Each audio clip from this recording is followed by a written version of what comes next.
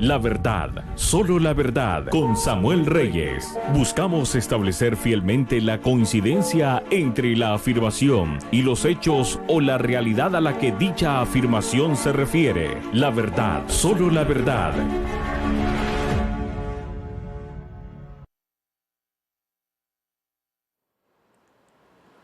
Muy bien, qué bueno que podemos estar de nuevo en este programa, en esta ocasión.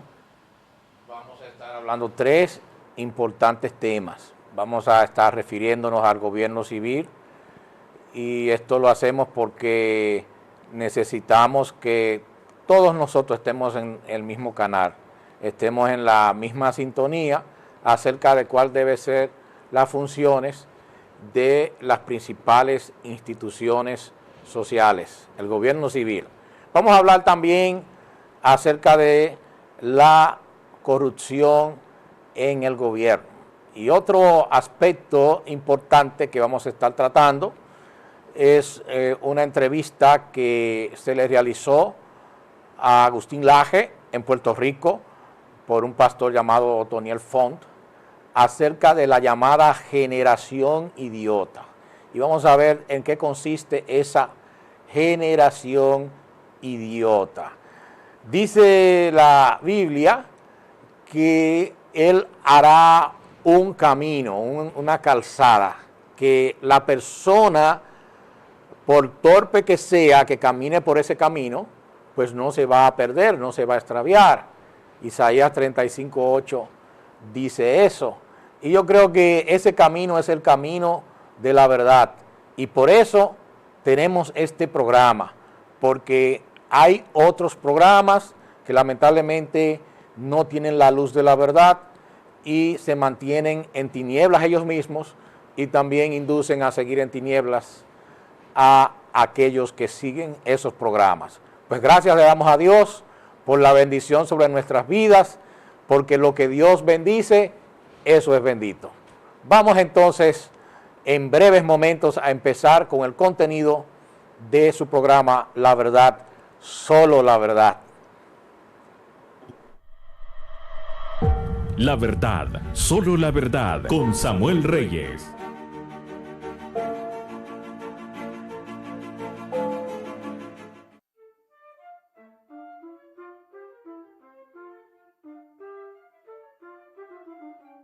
La palabra de Dios, todo lo puedo en Cristo que me fortalece.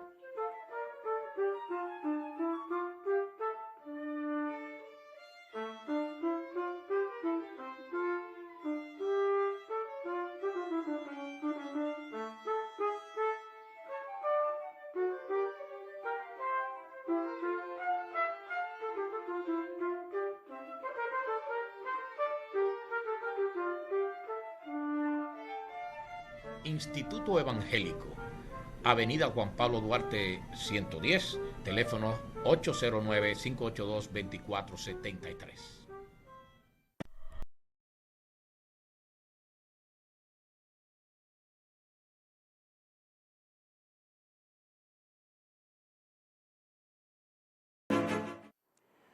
Tenemos que hablar en estos tiempos acerca de un tema que lamentablemente se mantiene como una de las problemáticas de nuestro país, que aparentemente no tienen solución o no tienen control. Es el tema de la corrupción. Aparentemente este país está bajo una maldición de la corrupción. Una maldición que no sé quién fue que la pronunció. Pudieron haber sido nuestros fundadores, que muchos de ellos, después que lucharon por el establecimiento de la nación dominicana, fueron encarcelados, perseguidos, fusilados. Pudieron haber sido ellos, quién sabe. ¿Fue acaso el sátrapa Trujillo? ¿Fue acaso Joaquín Balaguer? ¿Fue Juan Bosch? ¿Fue Peña Gómez? ¿Quién ha proferido esta maldición sobre nuestro país? Lamentablemente nosotros tenemos que estar sufriendo los embates de la corrupción. Y aquellos que nos sustraemos, aquellos que nos negamos a participar de la corrupción, tenemos que pagar un alto precio.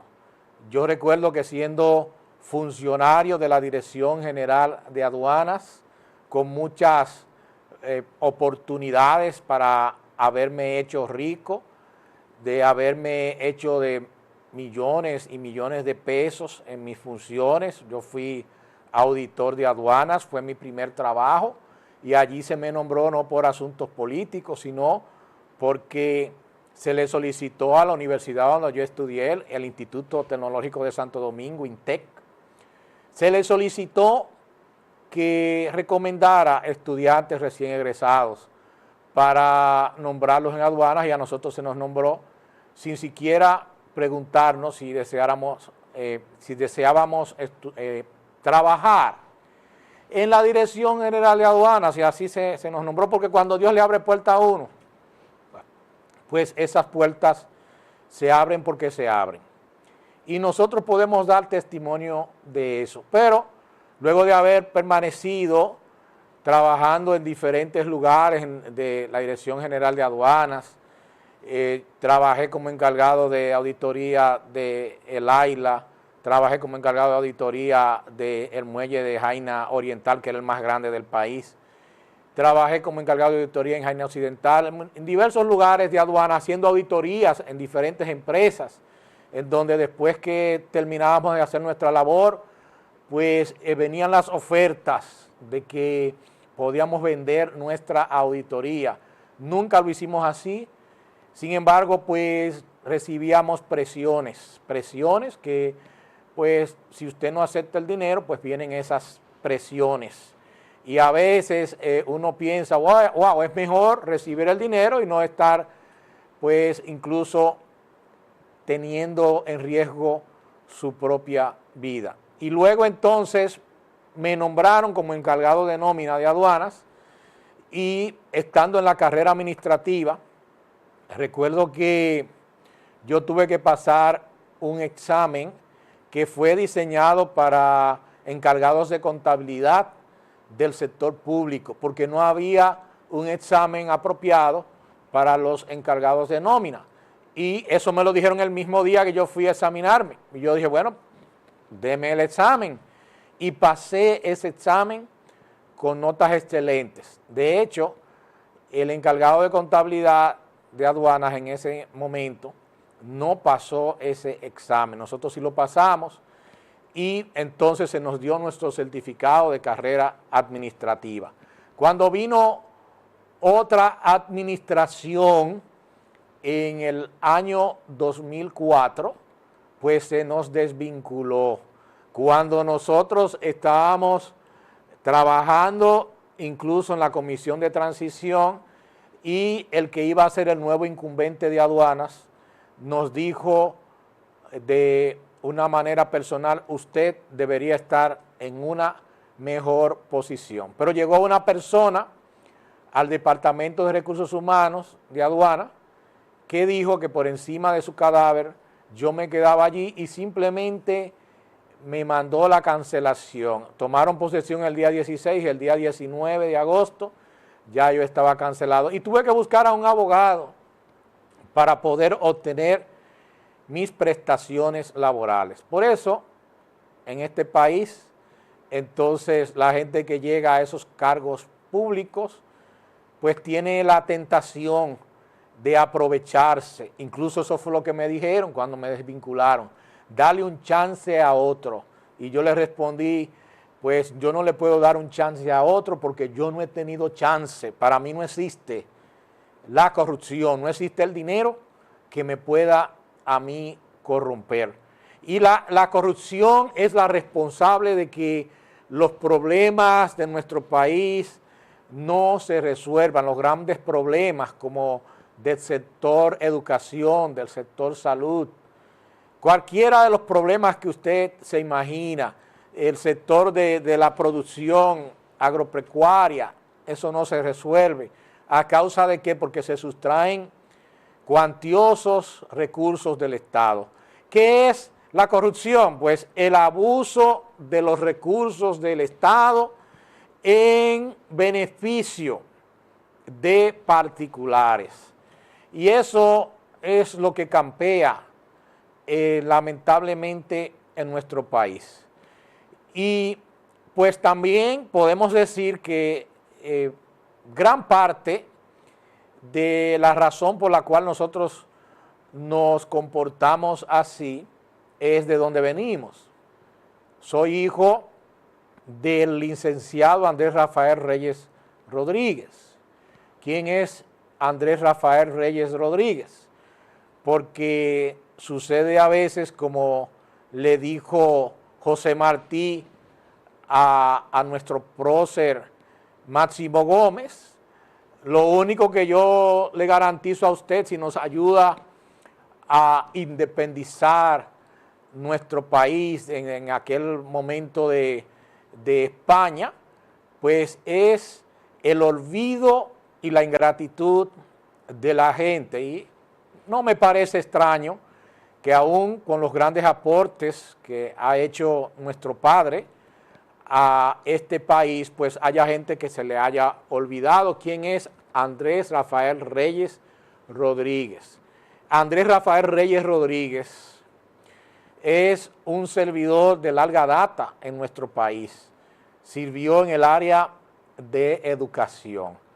Y él es el verdadero fundador de una institución que está dando un servicio de excelencia a este país. Él es el fundador del Infotec, porque siendo director general de Educación Técnico Profesional, pues él fundó esa institución, hizo un proyecto de ley que llegó a ser la ley 11680, porque él estaba, repito, como director general de Educación Técnico Profesional, cargo en el que fue nombrado por el presidente Antonio Guzmán Fernández, que desde el primer momento de su gestión quiso que fuera él el secretario de Educación, o como se le llama ahora, ministro de Educación de la República Dominicana.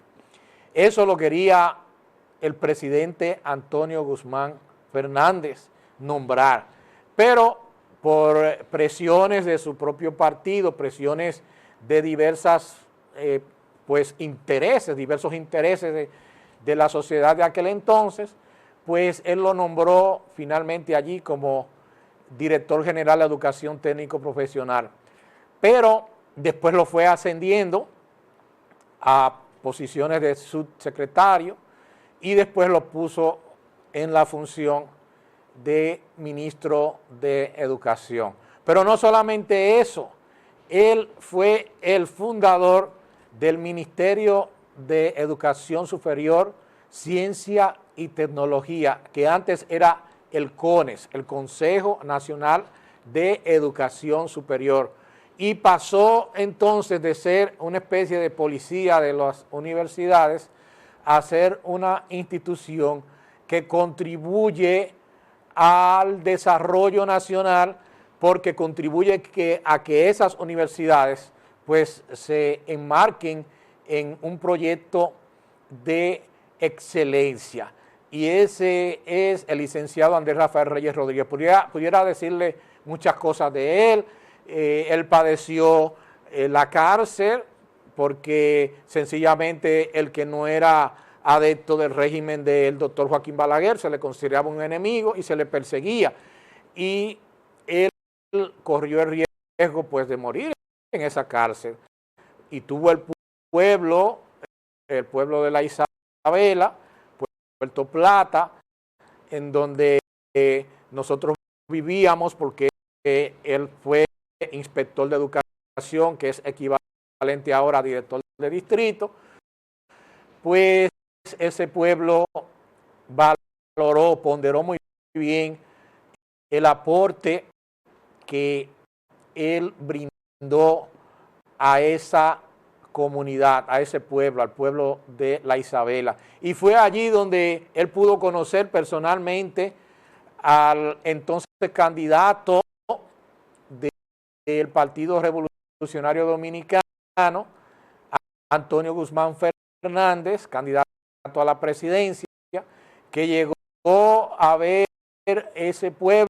Él iba a tener un meeting allá y no fue tanta gente como él esperaba, y la gente le dijo que era porque había un líder que les había enseñado que no es atrás de los candidatos como se consigue el desarrollo, sino que es a través de un proyecto de gestión, incluso del mismo pueblo, de la misma comunidad. Y el presidente Antonio Guzmán Fernández, que en ese momento era candidato, pues se percató de las condiciones excelentes que estaban las escuelas allá en La Isabel, especialmente la escuela Padre Boil. Y él, después que conversó con mi papá, y nosotros nos mudamos luego acá a Santiago, y se estrechó más la amistad con el presidente Guzmán, él le dijo: usted tiene que ser mi ministro, mi secretario de Educación. Y eso se lo cumplió, a pesar de que hubo gente que se oponía. Pues de ese licenciado Andrés Rafael Reyes Rodríguez, nuestro padre, pues se ha estado hablando en diferentes medios acerca de su honradez, acerca de su entrega de servicio al país. Y la semana pasada, en el programa Panorama Social, se hizo un comentario muy elogioso de nuestro padre, y los comentaristas decían que los familiares del licenciado Andrés Rafael Reyes Rodríguez debíamos estar bien orgullosos. Lo estamos. Y pues quisiera compartir con ustedes, y quiero dedicarle eso especialmente a mi papá, pero a toda mi familia, que no tenemos un peso producto de ningún tipo de corrupción en el Estado, no tenemos ningún peso, pero sí tenemos la honra de poder hablar de que no somos corruptos y de que tenemos el mejor deseo de servicio a este país. ¿Por qué no alcanzamos posiciones como las que tienen otros? Bueno, ustedes saben cómo son las cosas en este país. Lamentablemente así son. Pero cuando Dios abre puertas, Él las abre y nadie las puede cerrar. Y de eso yo he aprendido con mi papá. Vamos a ver ese comentario que hicieron en el programa Panorama Social el pasado viernes. Y agradecemos a los conductores de ese programa por esas palabras que dirigen hacia nuestro padre. Muchísimas gracias. Yo quisiera, dígame ahora, doctor. Si yo quisiera que usted me compare este background con todos los ministros de educación que tuvo el gobierno del PLD en sus 20 años. Vamos a ver. Tenemos aquí el nombre del señor Andrés Rafael Reyes Rodríguez. En 1981, el presidente Antonio Guzmán lo designó secretario de Estado de Educación, Bellas Artes y Cultura. Fue director del recinto de Santiago de la Universidad CETET, rector fundador de la Universidad Nacional Evangélica, UNE, consultor educativo en la legislación escolar y asesor en la Comisión Bicameral para la elaboración de la Ley General de Educación. consultor escolar del proyecto del Banco Interamericano de Desarrollo y el Ministerio de Educación, secretario de Educación, Ciencia y Tecnología, al frente de la cual permaneció hasta el 16 de agosto del 2004, y presidente del Consejo Nacional de Educación Superior. Pero eso no es todo. Salió de educación sin una gran pensión y viviendo de manera humilde. Ahora compárenmelo con todos los ministros de educación Después de los últimos 25 años en este país. Compárenmelo y búsquenmelo a ver si ese señor aspiró a la presidencia de la República y se andaba con un gran jipetón, como y Domasur, se andaba con un grupo de tigres, o si tenía una villa. o si tenía una villa, un helicóptero, un yate. Andrés Rafael Reyes Rodríguez. Eso me recuerda, usted sabe lo que usted leyó. Un saludo a don Pedro 50 Reynoso. años de servicio magisterial. 50 años de Diario. servicio magisterial. Y de seguro se fue en un taxi para su casa Cuando salió del Ministerio de ¿Cómo Educación. Seguro Pero que... dije que me recuerda a don Pedro Reynoso, un saludo, don Pedro Reynoso, que nos está viendo, que fue también ministro en varias áreas en este país, incluyendo estar en el Banco Central. Andrés Rafael Reyes Rodríguez fue merecedor del premio Medalla de Oro al Mérito Magisterial Ercilia Pepín en el año 2004, que lo otorga la Fundación Pepín, presidida por el doctor Bienvenido Corominas Pepín. Esos son de los... Pero dígame de todos estos carajos que pasaron por la educación. No. Sí, después de él, No. a ver, después de él, a ver quién. Ninguno. Bueno, se pueden comparar con él Andrés Navarro, Melanio Paredes, ¿Cómo es? Alejandrina, Germán, Ligia Amada Melo. Ligia Amada, Domasur, Amarante Carlos Paredes y Melanio Paredes. Melanio Paredes. Óyeme, entonces, tú no ves, no, En el año 1965 ese señor fue nombrado inspector de educación en la Isabela, Puerto Plata, y en San José de la Mata. En 1979 ocupó el cargo de director general de educación técnico profesional. En ese mismo año también fue ascendido al cargo de subsecretario de Estado de Educación, Bellas Artes y Culto en el área administrativa y docente. Busquen los contratos de Andrés Rafael Reyes Rodríguez en educación. y una familia que tiene que estar orgullosa. Y la mujer que está orgullosa de él. Pero, Así es. pero, No, señor, pero hasta el país, porque son gente... Mira ese tipo de personas, lo que representan hoy. Oíste, la diferencia que representan hoy. y eso en todos los escenarios, en política, en educación, en artistas, en los gremios profesionales. El tigueraje se ha dañado de este país, señores. Y tenemos que rescatar este país. Sí. Este país hay que rescatarlo. Sí, los valores patrios hay que... No, muchachos, aquí... Mire, yo no quiero... Licenciado Andrés Rafael Reyes Rodríguez, ex ministro de Educación, ¿por qué razón usted, habiendo ocupado posiciones tan importantes en la administración pública, usted no es un hombre rico? Porque los principios que yo traje desde mi hogar y el reforzamiento que me llegó cuando el Señor Jesucristo me llamó a su reino y la formación bíblica me formaron de tal manera, como dice San Pablo, acostumbrarme a vivir con lo que es necesario y con lo que es menester y tener una diferencia en vez de servir al país, y eso es lo que debe ser todo funcionario. Servirle con eficiencia, con honestidad, con capacidad y que otros reciban el beneficio de la tarea que se le ocupa.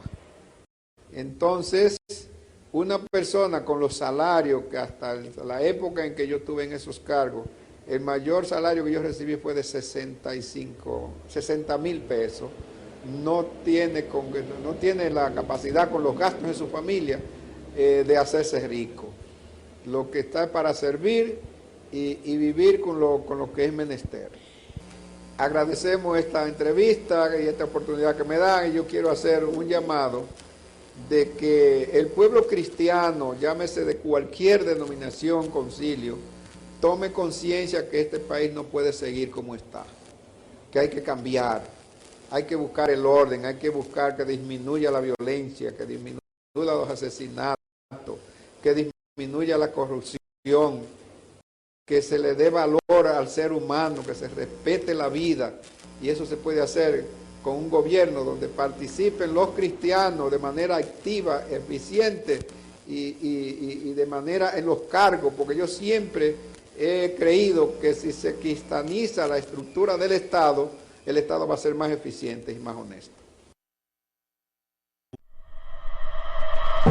La verdad, solo la verdad, con Samuel Reyes.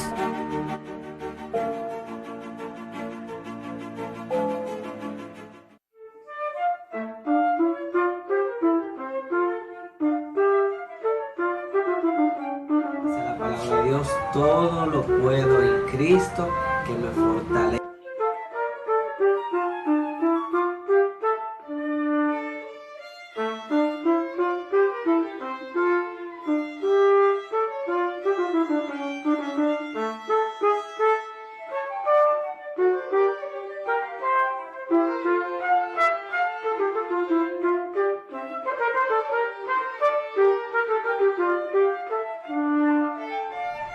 Instituto Evangélico, Avenida Juan Pablo Duarte 110, teléfono 809-582-2473. La verdad, solo la verdad.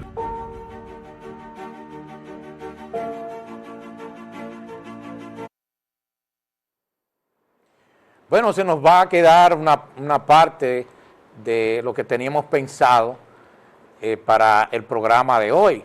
Me excedí demasiado, ¿verdad? Hablando de mí mismo cuando debía hablar más de mi papá, lo reconozco. Pero vamos a ver este video, el video de Agustín Laje, que fue entrevistado por el pastor Otoniel Font, que habla de la generación idiota, pero no es la generación de los jóvenes nada más. Todos estamos en esa generación porque estamos permitiendo que nos impongan cosas que van en contra de la razón, van en contra de la ciencia, van en contra de nuestra cultura, van en contra de nuestras creencias y no hacemos nada.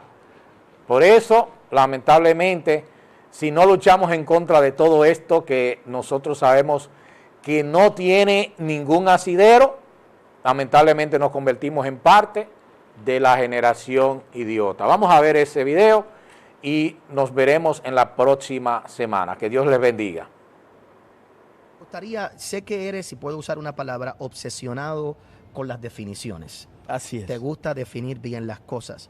Y hay una definición que yo creo que es bien importante para Puerto Rico y que no está en muchos videos tuyos, solo en un par de ellos que he podido ver, y es lo que tú defines como la generación idiota. Sí. Esa generación en este tiempo que está influenciada fácilmente. ¿Podrías tú darme una definición, la definición de Agustín Laje de esa generación? Bueno, digamos, idiota es una palabra que remite a los griegos. El idios griego era, el idiota griego era aquel que estaba por fuera de lo común, por fuera del espacio, podríamos traducirlo ahora, de lo real incluso. Estaba por fuera de lo real. Por eso es que esa palabra llega hasta el día de hoy casi como un insulto. En ese momento no voy a decir que era un insulto, pero era como decir que alguien estaba despistado, por así decirlo. No participaba de lo común, no estaba en el mismo plano de realidad que el resto de las personas. La generación idiota es un poco eso, es una generación que ha creído que la mera autopercepción genera realidad. por ejemplo el tema del género que acá está muy fuerte en Puerto Rico, que lo que está en la cabeza de uno tiene preeminencia por sobre lo que está fuera de uno. La generación idiota es una generación que ama el victimismo, ama sentirse víctima, su arquetipo es el de la víctima, ya no es el arquetipo, por ejemplo, el héroe, ni siquiera el mártir, porque lo que uno reconoce en el mártir, en el mártir no es su condición de víctima, sino su dimensión heroica, que es el hecho de haber muerto por algo. Por una causa. Por una causa. Aquí la víctima es la mera víctima, la víctima que no tiene ninguna causa atrás y que sin embargo es reconocida por estar en una situación supuestamente de opresión. Por eso es que se van armando nuevas víctimas constantemente. Que si las mujeres, que si los homosexuales, que si los gordos. Ahora estamos en la época, también entrando en la época donde los gordos son los oprimidos de la historia, son los nuevos revolucionarios frente a un sistema de flacos que odiamos a los gordos o algo así por el estilo. Bueno, los indígenas, los veganos, ¿no? Entonces, el idiota, digamos, ama la condición no de mártir, sino de víctima. La víctima al servicio de nada, porque son vidas vacías en general, son vidas que no tienen metas, o son vidas que tienen metas demasiado fugaces como para poder estabilizarse. La generación del idiota además ama los medios de comunicación hegemónicos. Ellos piensan que todo lo que acontece en la realidad es lo que pasa por CNN, por ejemplo, o por Univisión, o por este tipo de canales del orden establecido, y que todo lo que uno puede ver y conocer va a estar allí. El idiota además ama también a la farándula. La farándula es el norte ideológico del idiota. El idiota piensa que, por ejemplo, todo lo que diga Ricky Martin debe ser acatado sin chistar. Quien trate de contradecir a un sujeto como, digo, Ricky Martin porque es de aquí de la isla, pero podría sumar a cualquier otro, Miley Cyrus, o quien sea, o la estrella pop del momento, ellos pueden hablar de absolutamente todo. Sale el tema aborto, vamos a ver qué opina Miley Cyrus. Sale el tema LGBT, tenemos todos que saber qué opina Ricky Martin. La farándula reviste un poder ilimitado frente al idiota, porque el idiota de alguna forma bendice como un semidios a la farándula. El idiota también piensa que hace la revolución. Es decir, el idiota se informa con la farándula, con los medios del orden establecido, con la corrección política, y aún así ellos piensan que están haciendo la revolución y que son rebeldes. Cuando en verdad el sistema los está utilizando para que hagan una parodia revolucionaria para dejar todo tal como está. El idiota no es revolucionario. El idiota reproduce el status quo y bloquea cualquier posibilidad de revolución en la parodia revolucionaria que lleva adelante. ¿Qué alimenta esa mentalidad en una sociedad? ¿Qué es lo que ha estado alimentando a tu perspectiva, esa mentalidad? Y una segunda pregunta que te hago en esa misma línea: ¿son muchos frentes de batallas, Agustín, o es un solo frente de batalla como un monstruo de muchas cabezas, o son muchos monstruos los que tenemos que pelear? ¿Es una sola ideología, es un solo movimiento que viene, o es, por ejemplo, feminismo, LGTB, a esto y esto, y son diferentes frentes de batalla? En lo que tú conoces del mundo y lo que tú has visto en todos los países, ¿cómo podemos identificar ese enemigo? ¿Uno solo con múltiples cabezas, o son múltiples enemigos al mismo tiempo? Bueno, lo que alimenta, digamos, esa generación del idiota son muchas cosas. O sea, digamos, por un lado es una universidad que ya no enseña, sino que adoctrina, un colegio que no educa, sino que adormece el espíritu crítico, una sobreexposición a los medios de comunicación hegemónicos y sobre todo vidas sin propósitos. Es decir, cuando uno no tiene un propósito en la vida, toma el propósito que te ofrecen, bueno, a través de gente cool que tiene una cámara al frente. Y ya está, eso es todo. Entonces hay que ser cool en algún momento de la vida. Bueno, a ver qué tipo de causa puedo abrazar. Ay, bueno, ser feminista me va a hacer parecer más inteligente frente a la gente. Eso es clásico.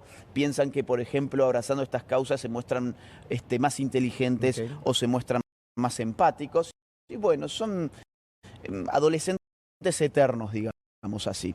Ahora, si son varias cabezas de monstruos, si es un monstruo, a mí me gusta verlo como un monstruo que tiene muchas cabezas, porque se han articulado hegemónicamente las distintas causas. Por ejemplo, feminismo, LGBT, abortismo, indigenismo, ecologismo, todos esos ismos, y podemos sumar otros más. Ahora podríamos hablar también, como te decía recién, del gordismo, hablando sobre la farándula, una cantante de pop, Demi Lovato, que, bueno, ella era, entiendo, cristiana, y después se rebeló contra su fe y abrazó primero el feminismo, después el LGBT, ese es un... Y creo que después el bisexual. Bisexual. Y ahora es... no binaria. No binaria, y ahora además demandó a una compañía que ofrecía productos light porque eso era para supuestamente estigmatizar a los gordos. A ver, yo aclaro por las dudas, no tengo nada, ningún encono ni contra mujeres, ni contra homosexuales, ni contra personas que estén excedidas de peso. Yo he estado excedido de peso un montón de veces. Ahora, lo que sí yo estoy en contra es del victimismo por el victimismo, por el mero victimismo. Entonces son muchas cabezas, pero que habitualmente se manifiestan en las mismas personas. La causa feminista, hubo un momento de la historia donde abrazó la causa LGBT, por ejemplo. Ese momento en términos filosóficos se encuentra, a mi juicio, en una pensadora llamada Monique Wittig de Francia en los años 80, y ese pensamiento de Monique Wittig, que va a desarrollarse durante los 90, va a ser casi un mandato compulsivo de la ONU en la Conferencia Internacional de Pekín del año 1995, donde se posiciona el feminismo frente a las causas LGBT. En el año 94, o sea, un año antes, en la Conferencia de Población de El Cairo, de la ONU, se puso al feminismo frente al abortismo. En esa misma época también se conjugaron todas estas causas en torno al tema ambientalista. Entonces, en verdad son distintas cabezas, pero yo creo que tiene una misma estructura. Esa estructura se la puede llamar de muchas formas. En clave ideológica se la puede llamar progresismo o nueva izquierda, como yo la llamo en el libro. Y en términos geopolíticos se la puede llamar globalismo. El nombre del monstruo es globalismo. ¿Por qué razón ahora mismo, si ya vemos históricamente los resultados negativos de estas ideologías, Agustín, que yo te he escuchado a presentar tus estadísticas, que es bien interesante cuando tú hablas de estadísticas, muchos de la gente con las que tú debates no pueden responder, no saben contestar porque no están ni preparados para eso. Pero si históricamente ya nos hemos dado cuenta por los países que miramos, que han adoptado todo este tipo de ideología, que no es bueno para el país. Si vemos el socialismo que no es bueno, vemos que el comunismo no es bueno, que lo vemos, que la gente lo puede palpar.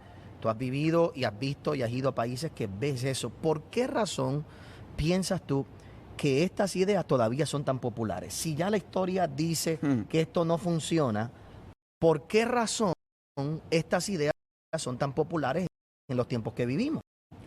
A la izquierda siempre se la ha juzgado por sus intenciones. A la derecha se la ha juzgado por sus resultados. Ahora bien, los resultados de la derecha han sido mucho mejores que los resultados de la izquierda. Pero si uno compara las intenciones de la izquierda con los resultados de la derecha, te vas a querer ir por la izquierda. Exacto. Cuando vos me decís... Muy buena explicación, no esperaba esa. Pero muy buen análisis, muy buena explicación. Cuando vos me decís, tus interlocutores no manejan estadísticas, no las manejan porque ellos manejan intenciones. Entonces, si yo me pongo a contrastar intenciones con resultados, me voy a quedar siempre con las intenciones. El problema es contrastar resultados con resultados.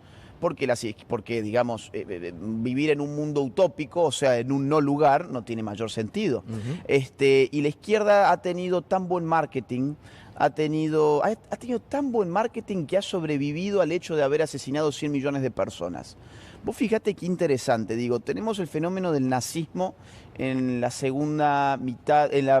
primera mitad del siglo XX, donde se llevaron millones de vidas. Ahora, tenemos el ejemplo del comunismo, donde según ciertos estudios se han llevado más de 100 millones de vidas humanas, más de 100 millones de muertos ha generado el comunismo. Ahora, yo te invito a que salgas a la calle con una bandera nazi y no vas a durar un minuto. Ahora, yo te invito a que salgas a la calle con una bandera con la hoz y el martillo y no va a pasar absolutamente nada. O con el Che. O con la del Che, o con la camiseta del Che. Entonces, eso te habla del buen marketing que ha tenido la izquierda, que se explica por muchos factores. El factor más importante yo creo que es que el mundo académico ha sido tomado por las izquierdas. Cuando las izquierdas se dieron cuenta que no podían seguir tomando fábricas porque el capitalismo estaba absorbiendo a la clase obrera al sistema de consumo, entonces como casi una suerte de revancha, la izquierda dijo, bueno, si la fábrica ya no es nuestro hábitat político, que nuestro hábitat político sea la universidad. Entonces se metieron a la universidad y allí empezaron una guerra cultural muy despacio, pero es la que nos trae hasta el día de hoy. Te he escuchado decir, y muy interesante el análisis, y es las cosas que cuando te escucho me agrada porque no lo dice un pastor. Creo que cuando la gente o hablamos de este tipo de cosas, automáticamente me ponen el label o el sello de pastor, pues ya es un religioso, pero escuchar a una persona con un conocimiento de las ciencias políticas y hablar de esta manera y presentarlas de forma tan racional es refrescante en el tiempo que vivimos.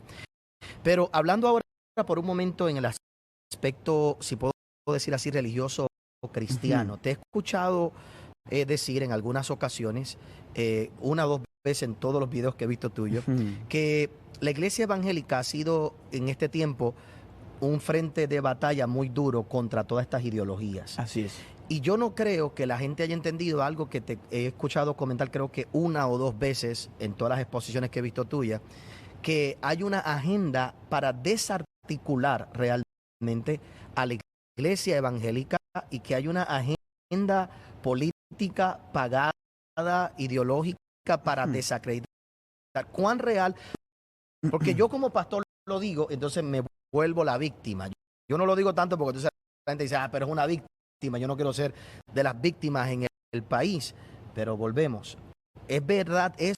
¿Es real o no es real que hay una agenda en contra de la iglesia como tal? Mira, a mí me gusta hablar con datos sobre la mesa, para que no queden como meras especulaciones y que la gente no vaya a creer, no, estos son teorías de la conspiración, porque vos viste que la gente cuando no acuerda con algo, pero no sabe cómo refutarlo, lo primero y único que dice es teoría de la conspiración. Vamos a poner los datos sobre la mesa.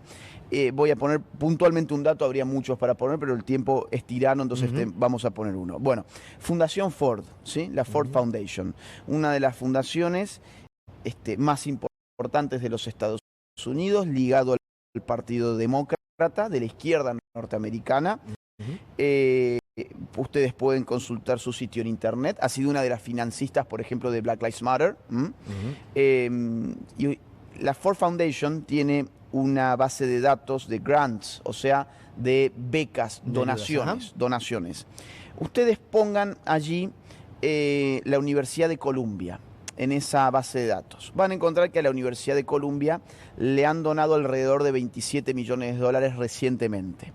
De esos 27 millones de dólares, una buena porción va directo a un proyecto llamado Transnacionales de la Fe.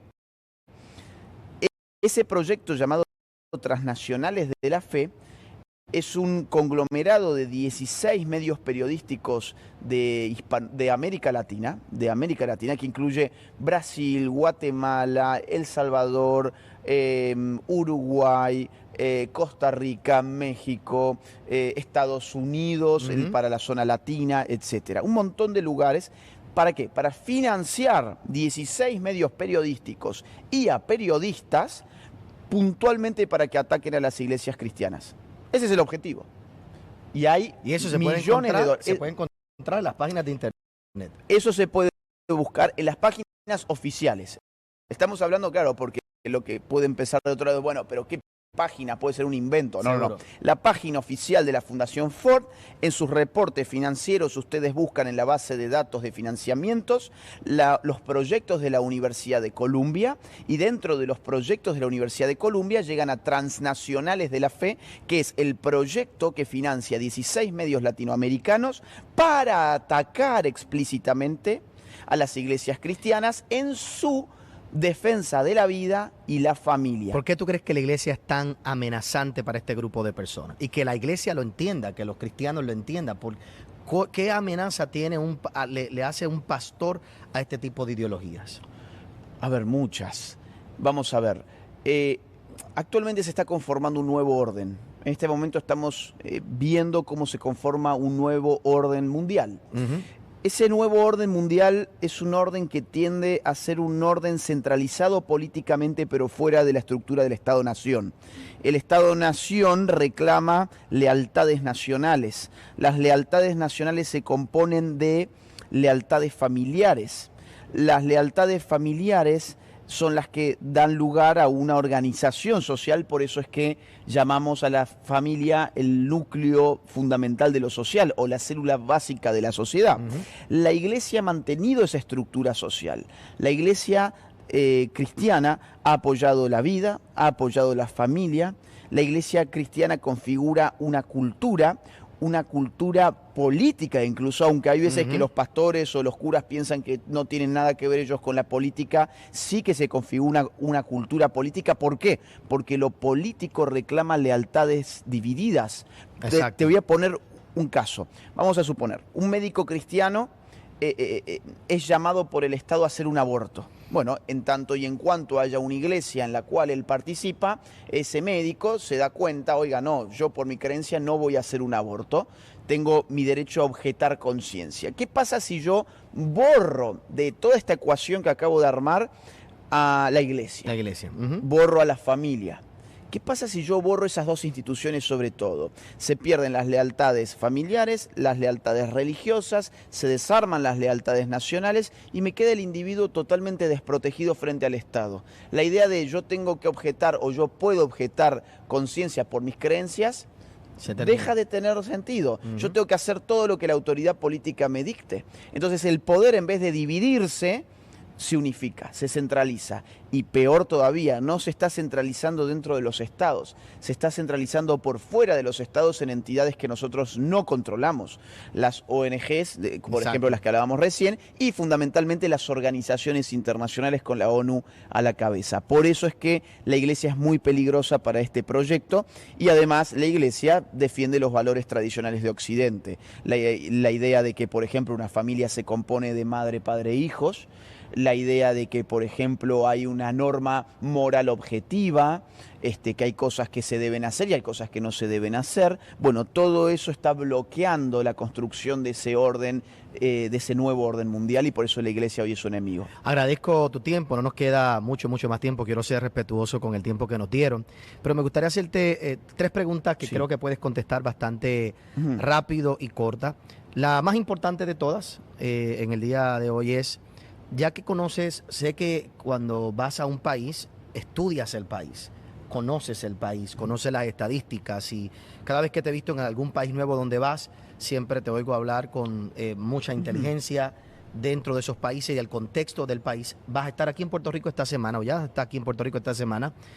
¿Cuán frágil está nuestra sociedad en Puerto Rico? Si esa es la pregunta correcta. ¿Cómo tú ves Puerto Rico a nivel social con lo que está pasando? ¿Deberíamos estar en Puerto Rico realmente ocupados con todo este tipo de ideología?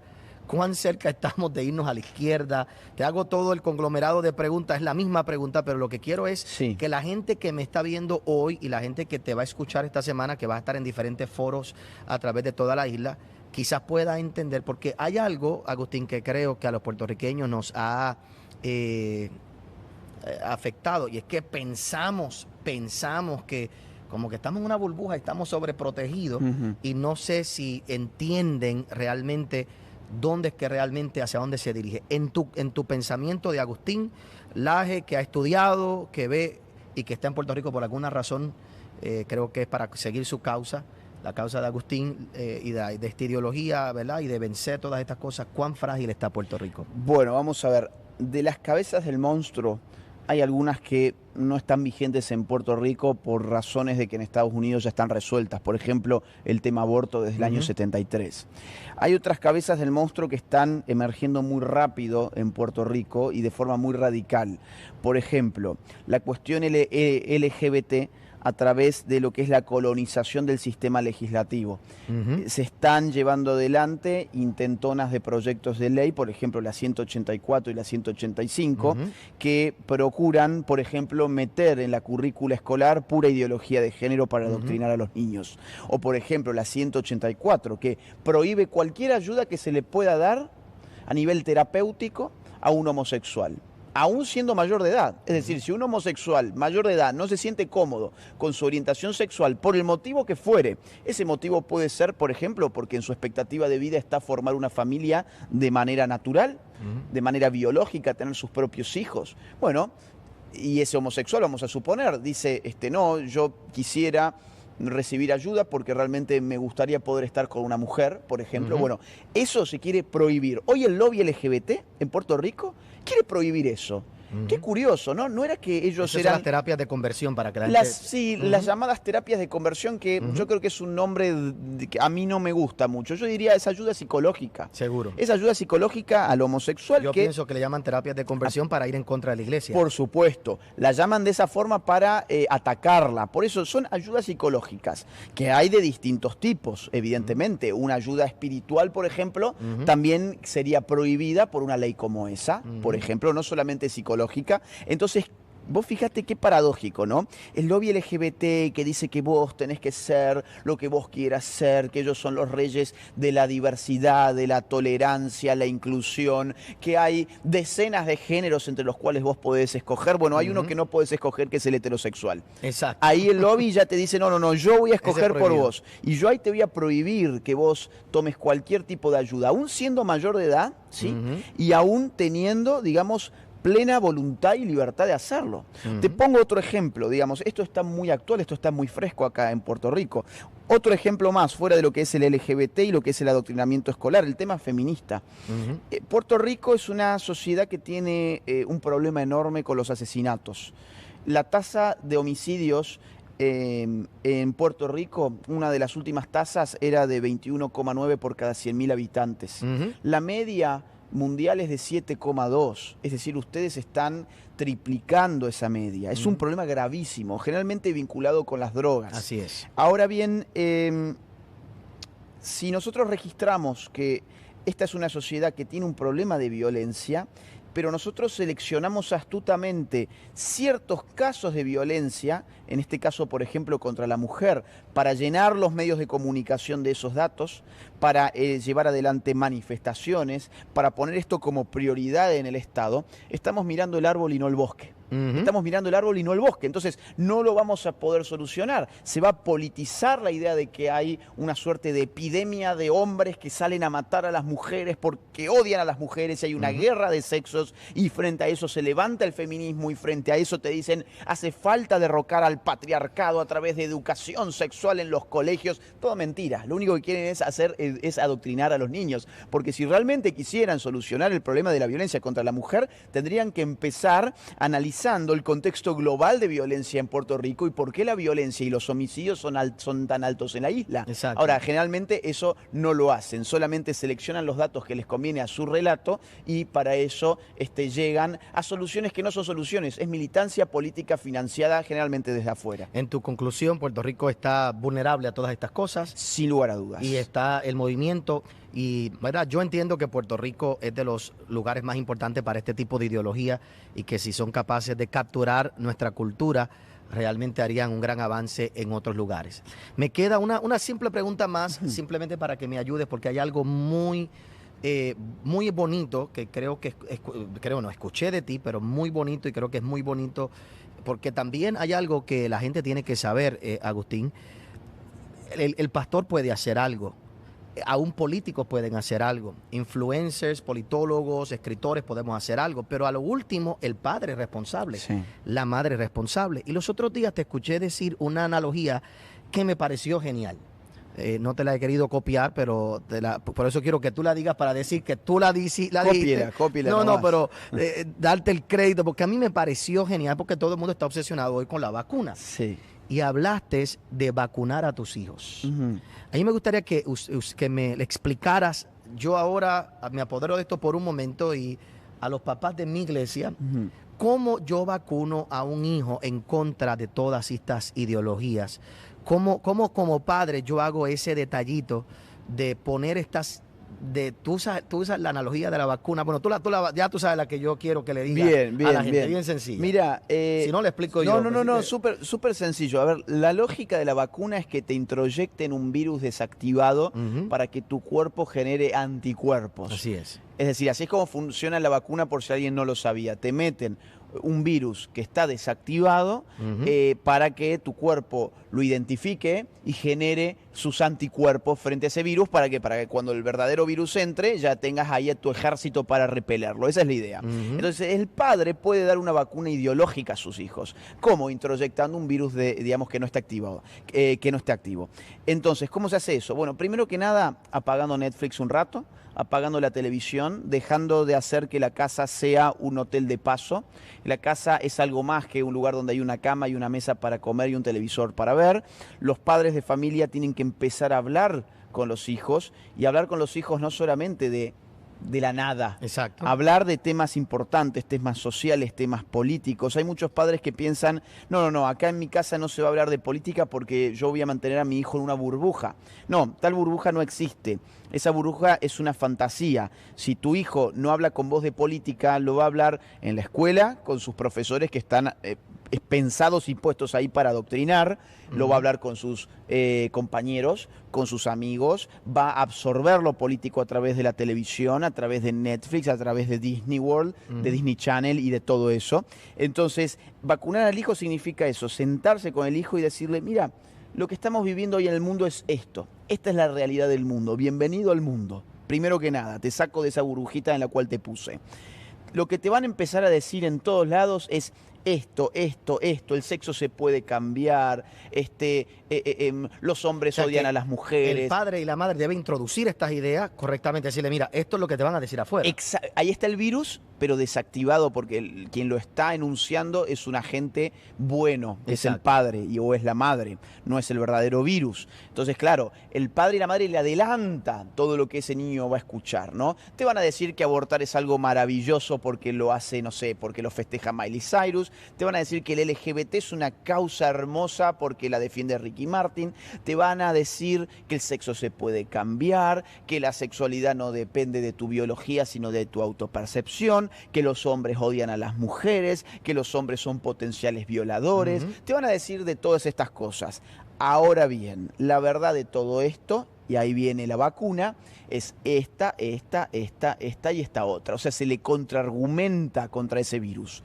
Inmediatamente que uno le da el virus, se lo desactiva con contraargumentos. Y probablemente el chico o la nena van a decir, ¿qué le pasó a mi padre? ¿Se volvió loco? ¿De qué me está hablando este tipo? Bueno, ahí está la vacuna que ya ingresó. Cuando el verdadero virus quiere ingresar, en el colegio, en la televisión o donde sea, ahí el niño o la niña se va a acordar, esto me suena. ¿De dónde me suena? Esto fue lo que me dijo mi papá o mi mamá. Mirá, tenían razón, no estaban locos. Y ahí que sale el contraargumento que le dio en su momento el padre o la madre. Ya lo preparaste. Ahora, no esperen a que tu hijo tenga 18 años. Esto hay que hacerlo cuando el chico, no sé, tiene 11, digamos, o es un poco más chico, ¿no? Porque a los 18 ya pasó mucho el tiempo. Agustín, sé que gracias primeramente por haber estado con nosotros. Tendría 500 preguntas más para hacerte. Queremos respetar tu tiempo. Gracias por haber aceptado estar aquí. A usted. La verdad, solo la verdad, con Samuel Reyes. Buscamos establecer fielmente la coincidencia entre la afirmación